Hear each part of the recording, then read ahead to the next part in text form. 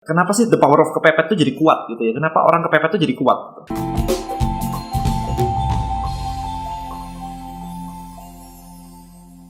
The power of kepepet. Tadi saya barusan ngobrol dengan followers di Instagram saya. Kita ngomongin tentang kepepet. Good or bad? Buat saya, it's a pro and con sih. Buat saya personal, it's bad.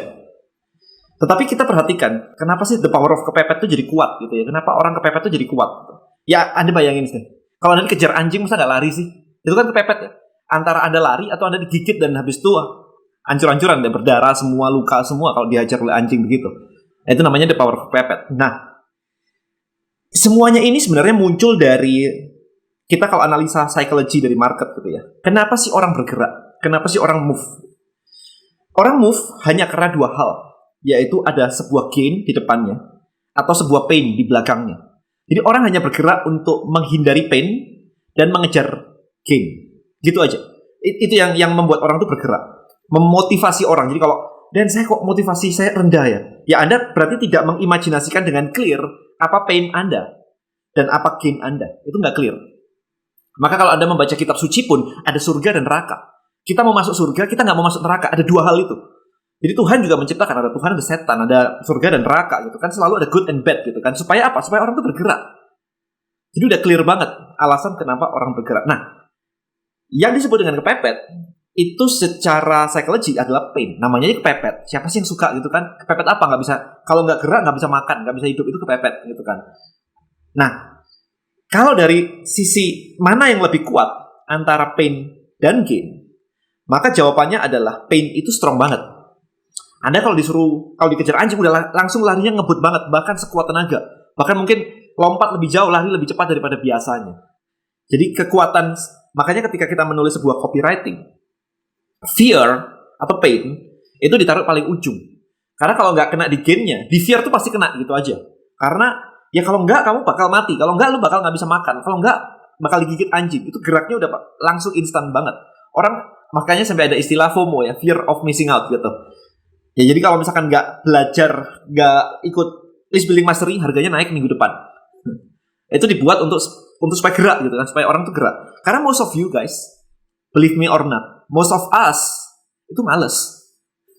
Gitu, ya kan? Karena apa? Mimpi itu tidak kecapai nggak apa-apa. Tapi pain itu kalau kena itu sakit. Makanya pain itu jadi lebih powerful. Anda mimpi punya rumah mewah, mobil mewah. Kalau nggak kecapai emang kenapa? Ya nggak apa-apa sih, kan orang lain juga banyak yang nggak kecapai, alasannya banyak gitu. Tapi kalau lu nggak bisa makan gimana? Wah mati gua besok. Maka akan gerak. Nah, dari sini maka bagus atau enggak? Ya bagus untuk jumpstart. Tetapi yang disebut dengan pain atau fear atau kepepet itu short term. Karena begitu anjingnya yang mengejar udah hilang, udah belokan rumah, udah nggak ada, Anda slowing down. Nggak perlu lari lagi karena painnya hilang. Ya kan? Kalau saya nggak kerja dan kalau saya nggak nguli, saya nggak bisa makan. Coba kalau udah bisa makan, ngulinya bolos. Ya kan? Adik saya lagi ngebangun sebuah gym. Kalau ada lihat di Instagram saya barusan syuting gitu kan, gym, WW Gym gitu ya di Malang, Permata Jingga. Nah, tukang-tukangnya kalau gajian hari Sabtu, Senin banyak yang bolos. Masih ada gajinya. Ya itu mindset. Ya kan, nggak punya mimpi. Kalau misalkan saya Senin juga kerja, maka kelebihan dana Senin ini saya bisa tabungkan, saya bisa investasi. Nggak ada di otaknya. Sesimpel itu. Jadi, most people kerja itu kepepet. Nah, kalau kerja itu kepepet, kalau nggak kerja saya nggak bisa makan.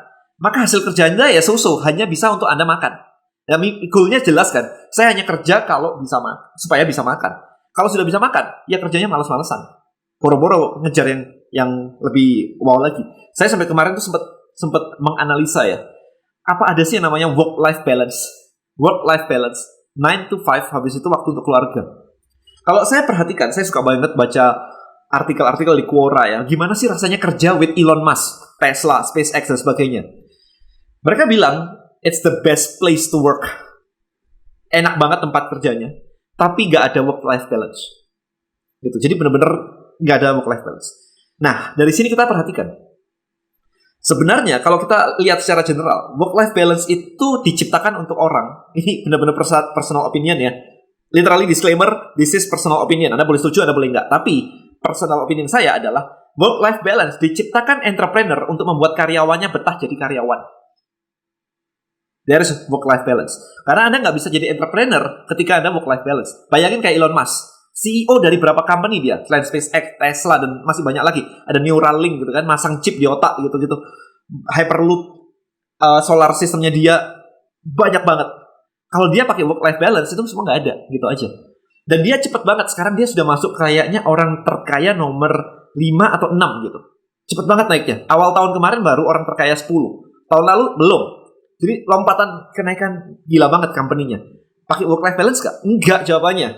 Kalau Anda work-life balance ya nggak bisa jadi Elon Musk gitu aja. Tapi jadi saya nggak mau jadi Elon Musk ya. Itu kan pilihan Anda. Makanya disclaimer sekali lagi terserah Anda gimana. Nah, kita ngomongin lagi tadi power of kepepet. Good or bad? Buat saya bad. Tadi saya bilang kan. It's good for you kalau Anda hanya bisa bergerak karena kepepet. Hanya dicambuk baru gerak. Ya, it's good deh. Karena itu at least membuat Anda bergerak. Tapi kalau di kepala saya bukan mau bergerak karena dicambuk. Saya mau bergerak karena saya punya mimpi. Saya membangun Rebelio. Buat apa coba? Setahun lebih saya ngebangun. Sudah setahun setengah. Dan saya nggak dapat gaji di situ. Itu pain banget kan? Kalau pain banget begitu enakan dikerjain atau enggak? Buat saya sih sebenarnya kalau buat banyak orang, kalau kayak begitu mati-matian gitu, ngapain sih lu kerjain kayak gitu? Kenapa lu nggak jualan something yang bisa menghasilkan income lebih clear gitu daripada mengejar? No. Saya chasing my dream. Saya mengejar mimpi saya di sini. Karena Rebelio kalau bisa gede banget, itu bisa menjadi aplikasi yang bisa worldwide. Dan belum banyak aplikasi dari anak bangsa Indonesia yang go worldwide. Belum banyak. Ada, yes ada of course, tapi belum banyak. Ya, jadi Gojek sudah mulai ke luar negeri. Yes. Tokopedia belum kan? Tokopedia baru di Indonesia. Belum. Blibli gitu, masih di Indonesia kan? Jadi belum banyak aplikasi-aplikasi yang bakal keluar negeri. My dream adalah ini bisa menjadi aplikasi yang bisa worldwide-nya cepet banget. Kalau Gojek butuh satu negara, I don't know, maybe saya bisa langsung beberapa negara. Karena aplikasi doang gitu, saya nggak butuh ojeknya. Ya kan, kalau Gojek kan mesti menghubungi ojek lokalnya. Kalau saya kan aplikasi, apps gitu, kayak Facebook gitu. Jadi nggak perlu yang namanya mengontak ojeknya begitu, nggak perlu kayak begitu. So it's literally easier for me sebenarnya untuk di scale.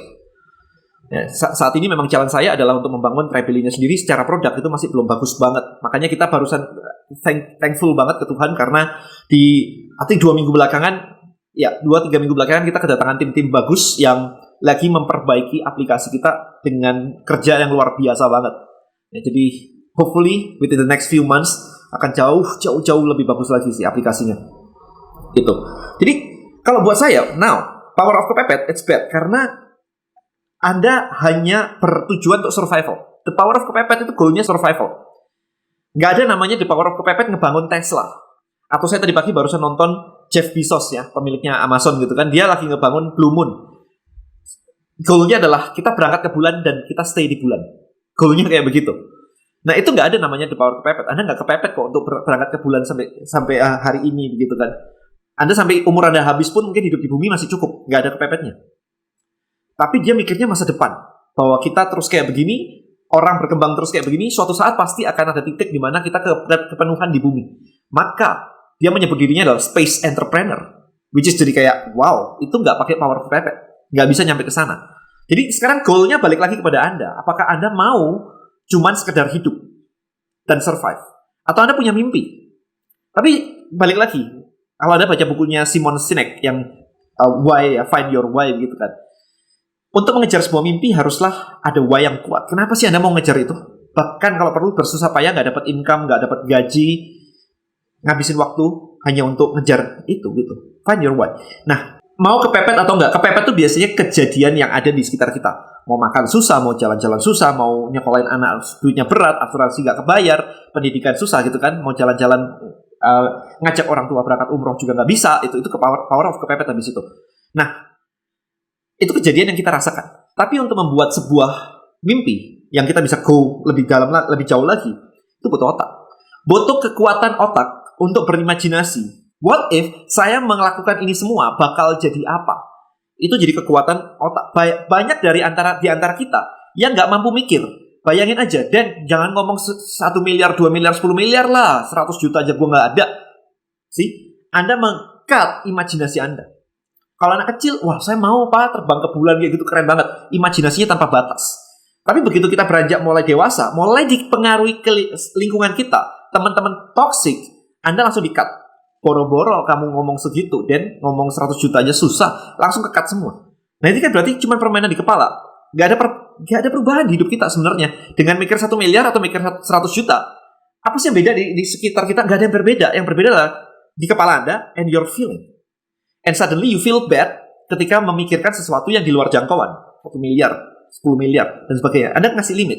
Ketika Anda kasih limit, maka yang terjadi berikutnya adalah begitu Anda membayangkan sesuatu yang wow gitu, terbang ke bulan dan yang lain-lain, Anda juga akan nge-cut itu.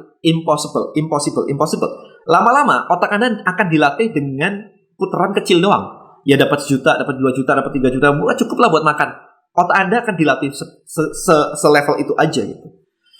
Nah, video ini sih saya pengen share pada Anda sebenarnya, bahwa kalau saya adalah strategik. Strategik itu tidak dibangun oleh atas dasar kepepet. Saya adalah digital marketer strategis gitu. Saya mikirin ke depan bakal seperti apa. Kenapa saya bikin Trebelio? Karena it's a platform. Recurring-nya jalan. Bisa di-skill ke luar negeri. Itu semua saya pertimbangkan matang-matang. Orang tuh butuh komunitas. Sekarang orang let's say pakai MailChimp buat emailnya. Komunitasnya pakai Facebook group. Habis itu belanja harus ke marketplace. Kok ribet ya? Mesti banyak ya. Landing page pakai ClickFunnels, pakai WordPress. Kok banyak banget ya tools-nya ya. So I saw the problem.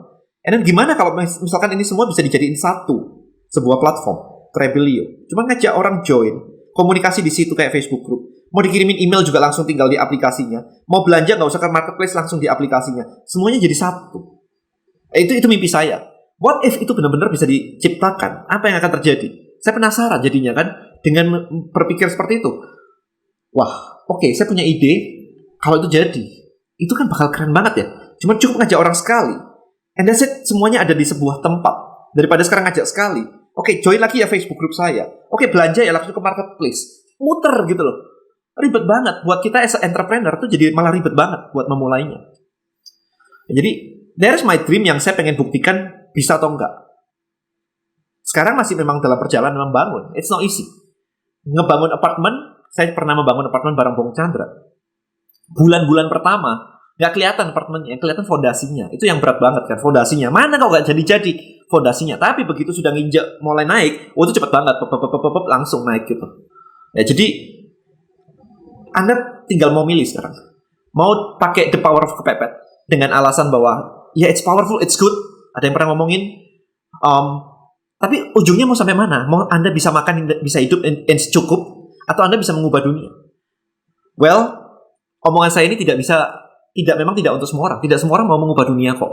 And it's okay. Disclaimer sekali lagi, this is very personal opinion ya. Bukan Anda harus begitu. Enggak, saya cuma pengen sharing aja. Apa sih yang ada di kepala saya untuk kedepannya gitu. Nah, kalau Anda sudah biasa di cap kecil kayak begitu, mikir strategis akan susah. Nah, tugas Anda adalah ngumpul-ngumpul dengan orang-orang yang memang berpikiran ke depan kayak begitu. Anda akan ketularan lama-lama. Oh, orang-orang tuh mikirnya kayak begitu ya. Strategiknya kayak begitu ya. Visinya kayak begitu ya. Nggak ada modal. Oke, kita pakai investor.